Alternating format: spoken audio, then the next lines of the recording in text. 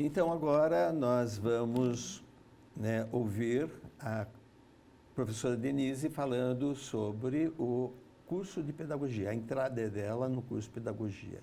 Então, narrativas compartilhadas, continuando a ouvir a professora Denise Lemos Gomes. Então, aí logo que eu saí do curso de letras, já resolvi fazer também pedagogia. E, ao mesmo tempo, eu fui também, assim que finalizei o curso de letras, eu fui contratada para dar aulas no colégio, que hoje é o Colégio Objetivo, na ocasião era Ciências e Letras, daqui de Sorocaba. A gente tinha, inclusive, uma seleção tenebrosa, Isso, né? Porque famosa. eram todos os candidatos inscritos e a gente passava por uma banca de entrevista e depois tínhamos que dar uma aula. Até aí parece comum, né? Porque hoje os RHs estão fazendo até esse tipo de seleção. Só que a diferença é que a gente tinha que dar a aula para os concorrentes. Então, era uma coisa artificial e, ao mesmo tempo, você sabia que o outro parecia que estava torcendo para que não desse certo. Então, eu preparei a minha aula e fomos para a sala, mas também achava que não seriam tantos candidatos. A sala estava lotada. E eu tinha que vir para a aula de pedagogia. E a seleção começou à tarde e foi se prolongando, porque teve entrevista, várias fases. E a banca até colocou assim à disposição para que a gente dissesse se queria se apresentar logo ou aguardar que eles fizessem as indicações de quem seriam os primeiros. Como eu tinha o compromisso, eu levantei a mão e falei, olha, eu gostaria de ser uma das primeiras porque eu tenho compromisso, logo mais. E aí também tinha um outro colega que inclusive trabalhava no jornal, também disse que tinha um compromisso já no jornal. E acho que mais umas 3 pessoas né, que se disponibilizou a iniciar esse processo, entre eles eu. Então, eu acredito que eu fui a terceira a apresentar a aula para os colegas, né? E apesar de ser esse clima, os colegas acabaram se envolvendo na aula que eu tinha preparado para comentar com eles. Mas finalizei, pedi licença e vim para a universidade, porque eu tinha aula, não podia faltar. Sempre fui muito Caxias, não faltava de jeito nenhum, nem doente. Então, vim para a aula e fiquei aguardando, mas sem muitas expectativas, porque sabia de pessoas muito experientes. Tinha, inclusive, uma prima minha que foi ficando para o final. E aí ela até mandou telefonou, porque na época não tinha nada dessas mensagens, WhatsApp, nada. Mas ela telefonou e falou assim, olha, Denise, sabe que eu acho que você foi bem? Eu falei, eu não vi, né, os outros, e você, como é que foi? Ela falou, eu fiquei por último porque eu não queria espectador, né? Você foi muito corajosa. Eu falei, não, eu tinha compromisso. Eu tinha que tratar da vida com outras coisas. Então, por isso que apresentei, mas não era tanta coragem assim. Ela falou, não, mas todo mundo se envolveu, eu acho que você tem grandes chances. Mas fiquei com esse comentário dela e aguardei, até que recebi mesmo um telefonema e fui convidada para trabalhar lá no Ciências e Letras, e lá dei aula também para inúmeros cursos, magistério, ciências contábeis, EJA, ensino médio, EJA fundamental, o ginásio, né, que é o ensino fundamental, anos finais, ensino médio, e por aí foi. E aí, paralelamente, fazendo o curso de pedagogia.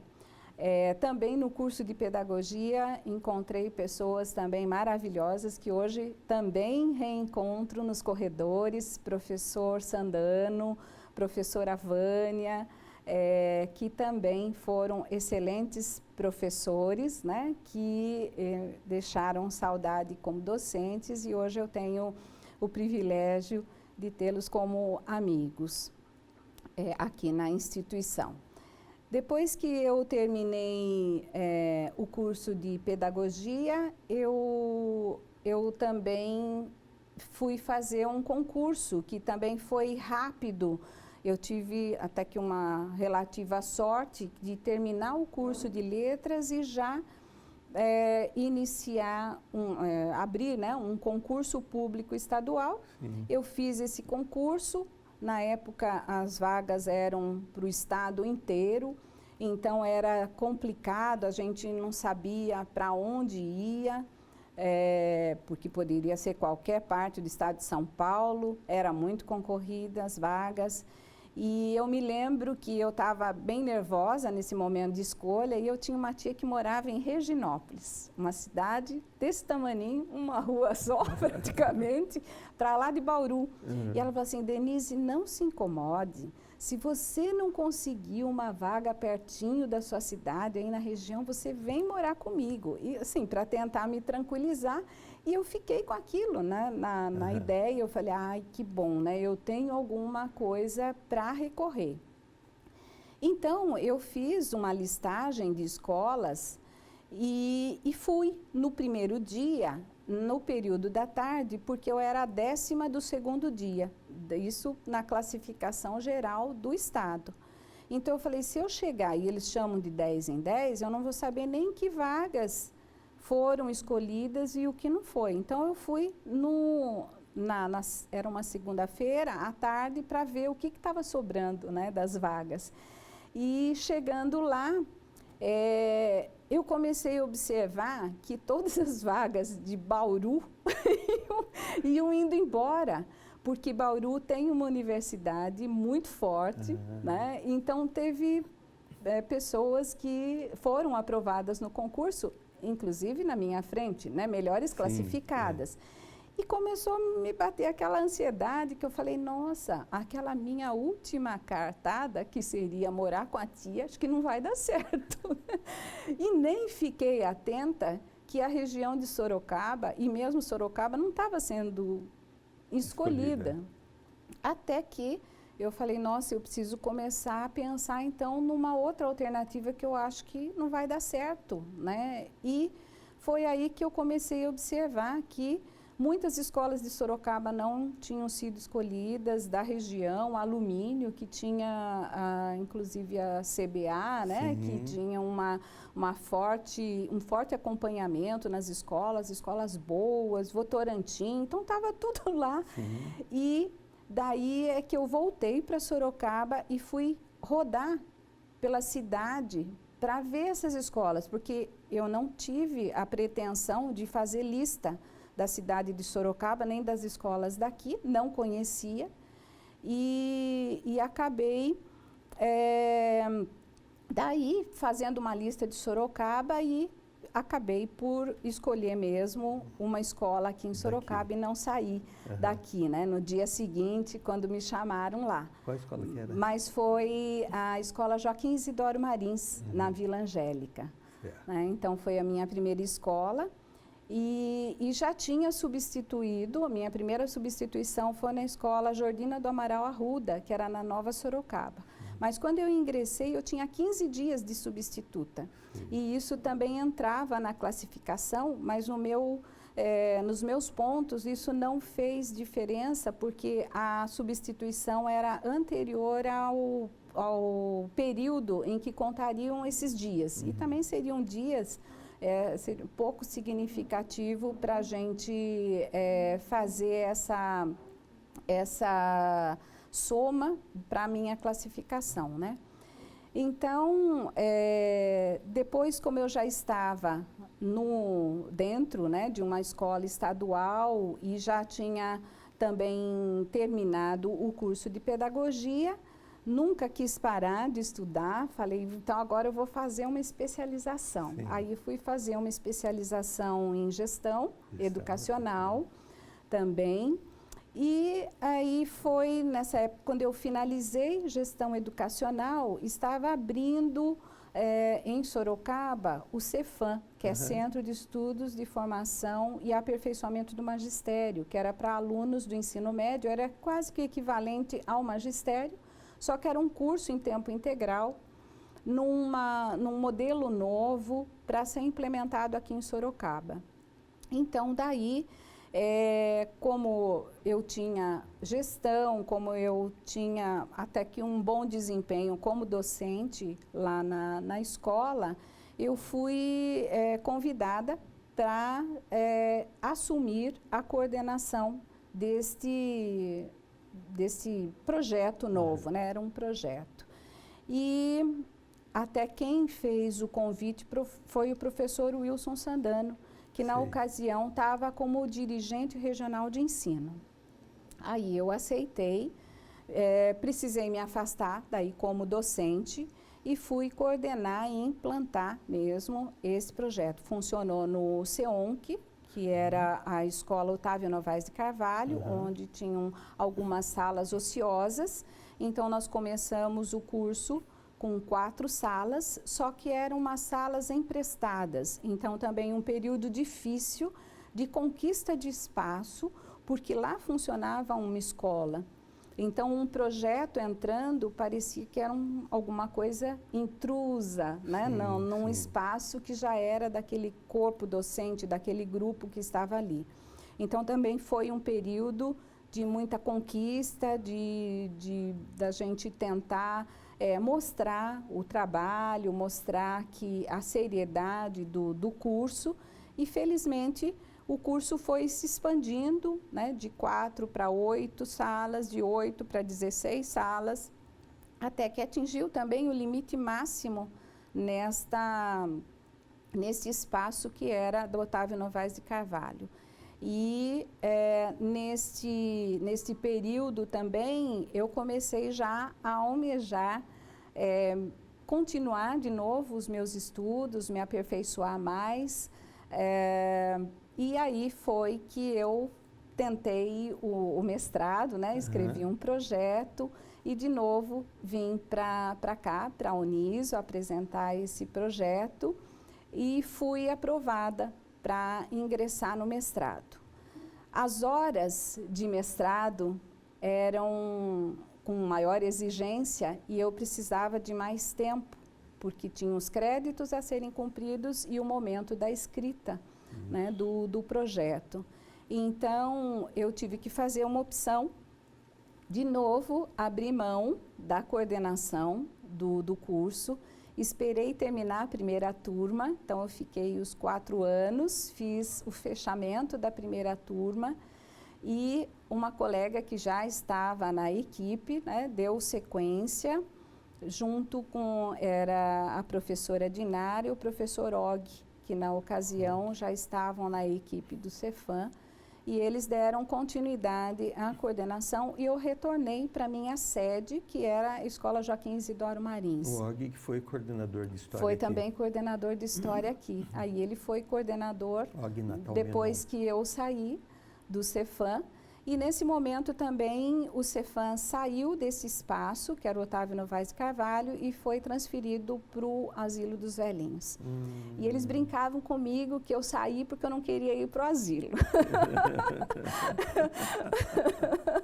Fiquei com essa marca lá, né? Mas a título de brincadeira. Até hoje eu ainda me comunico com alunos daquela época. Legal. Que foram como coordenadores. Reencontrei alunos também daquela época aqui na instituição. A Silvana é uma delas. Vira e mexe, ela diz que ela lembra da Silvana que trabalha de extensão. Foi minha aluna com 15 anos de idade. Né? E lá do Cefam, fez também o Cefam lá e ela diz que ainda se lembra dos meus acompanhamentos e que eu registrava tudo, e que tinha um caderninho preto que eu registrava tudo, que eles morriam de medo desse caderno preto. Então, são lembranças boas, né? E que faz parte dessa história que a gente vai construindo, e esses reencontros também são muito bons. Então, eu ainda me comunico com esses alunos, eles gostam de contar o que já galgaram, o que já conquistaram. Então, eu tenho alunos que já fizeram mestrado, doutorado, que estão bem empregados na prefeitura, que atuam na própria rede estadual, em escolas privadas, alunos que abriram suas próprias escolas. Então, é muito gratificante, né, esse retorno, e mais ainda para mim é essa manutenção desse vínculo que ainda tenho depois de tanto tempo, né, que foi, acho que 1990, há mais de 30 anos atrás, isso praticamente. Então, é muito tempo, né, para a gente manter esse vínculo. Isso, é tão verdade que a Silvana, que você acabou de citar, também hoje é professora aqui. Hoje é professora da instituição. Isso. E então, são histórias, né, que se cruzam, e isso é muito bonito, né? A gente reencontrar assim nos corredores e saber que também fez parte da história dessas pessoas. Daí, depois de fazer o mestrado, aqui também foi assim muito enriquecedor, uma equipe muito competente. O meu orientador foi o professor Luiz Percival Leme Brito. Foi em educação, né, o meu mestrado, mas como eu tinha uma ligação forte também com letras, então o meu trabalho foi envolvendo análises de livros didáticos de língua portuguesa, e desde da capa, imagens, propostas metodológicas, e também um documento do MEC de escolha de livros didáticos. Então, foi um cruzamento entre esse momento da escolha, o título era Guia de Labirinto, porque se tratava desse documento como guia, mas nem sempre ele era um guia, né? Então, por isso, labirinto. E por isso, labirinto. E assim, foi também um momento que me abriu os olhos para muitas coisas subliminares dos livros, das formas como a gente faz propostas, às vezes até com as melhores intenções, né, como docente, e acaba por cometer falhas, por inculcar certas ideologias, marcas, estereótipos. Então, isto também foi um momento muito marcante e que eu pude rever, inclusive, a minha própria prática e procurar aperfeiçoar aquilo que eu não fazia com tanta propriedade, né? Eu acho que todo estudo, ele requer, né, esse olhar para a gente mesmo, para o próprio umbigo. A gente tem que ter essa humildade também de rever, né, práticas, metodologias, concepções e quebrar a todo instante para se renovar, para conseguir entender o processo educacional, que é um processo muito vivo, apesar de lento, a forma como nós caminhamos, mas a nossa sociedade é muito viva e os reflexos estão na sala de aula. Então, a gente precisa desse repensar constante para que a gente possa fazer essa transposição, teoria e prática, para que a gente possa fazer com que o aluno se envolva naquilo que a gente está trabalhando, né? Então, depois de fazer o mestrado, também, enquanto eu estive no Cefam, eu conheci um casal de professores que estavam vindo de São Paulo. Ele veio ministrar Psicologia da Educação, ela, Estrutura e Funcionamento do Ensino de primeiro e segundo graus, tinha um sonho de montar uma escola de educação infantil e acabei por Favor, fazendo uma sociedade, né, com esses 2 professores e também tive por uns 5 anos a escola de educação infantil, que na verdade ela ainda existe, Qual que é o nome? é o Farol. É o Farol. Isto, que na ocasião começou num espaço físico que eu tinha, né, ocioso, e nós fizemos as devidas adaptações. Como eu já tinha uma certa prática da parte de gestão, cuidei dessa parte administrativa, de escrita de planos, regimentos, enquanto que o casal, por ter mais tempo, eu, na ocasião, estava no Cefam, então ficava o período integral, né? Então, eu acabava por não ter essa possibilidade de ficar na escola, ia só em alguns momentos em que eu tinha a possibilidade, mas, na verdade, a escola foi quase que na totalidade mantida por eles. Eu, sim, dava algumas orientações de nível de ordem pedagógica e mesmo administrativa. E aí, depois dos 5 anos, quando eu vim fazer o mestrado, como eu disse, eu tive que fazer opções. Então, uma das opções foi essa de deixar a escola, né, sair da sociedade e também sair do Cefam.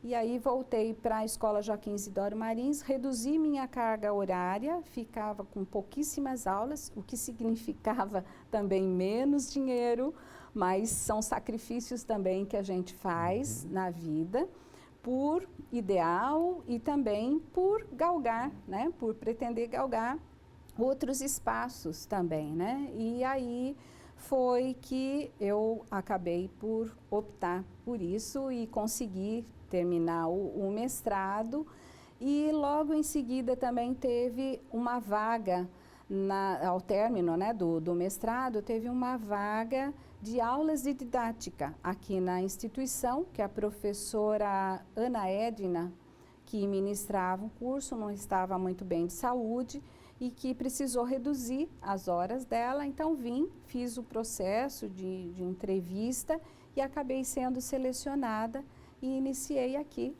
que agora completou 20 anos que eu estou aqui. Então, há 20 anos atrás. Muito bem. Substituindo a Ana Edna em pedagogia. Em pedagogia, certo, com o componente didática. Ela também foi minha professora. Também, muito né? Bom.